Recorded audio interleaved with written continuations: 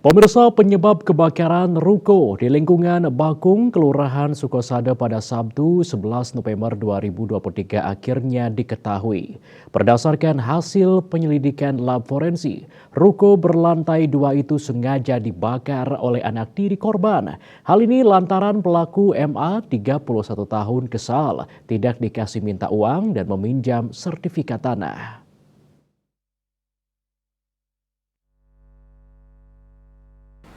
Kasih Humas Polres Buleleng AKP Gede Darmadiat Mika mengatakan tim Lab 4 menemukan adanya kandungan bahan bakar jenis Pertalite pada puing-puing bangunan yang terbakar. Dari hasil temuan itu, polisi pun melakukan penyidikan dengan memeriksa sejumlah saksi-saksi yang ada di TKP.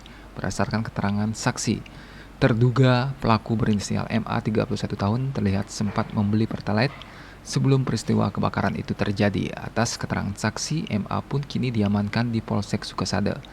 Kepada polisi, MA mengakui perbuatannya telah membakar ruko milik ibu tirinya bernama Made Supartini, 53 tahun. AKP Diat Mika menyebut MA sengaja membakar ruko berukuran 3 kali 20 meter itu lantaran kesal tidak dipinjamkan sertifikat tanah. Ia kemudian menyiram berbagai sisi ruko tersebut dengan 1 liter Pertalite, lalu menyalakan api menggunakan korek kayu. Akibat perbuatannya, MA terancam dijerat dengan pasal 187 KUHP lantaran sengaja menimbulkan kebakaran dengan ancaman hukuman maksimal 12 tahun.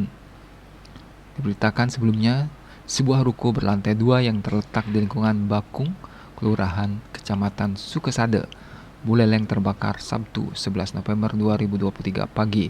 Beruntung tidak ada korban jiwa, namun akibat kejadian itu pemilik ruko bernama Made Supartini, 53 tahun, ditafsir mengalami kerugian hingga 150 juta. Nyoman Yuda, Bali Pos.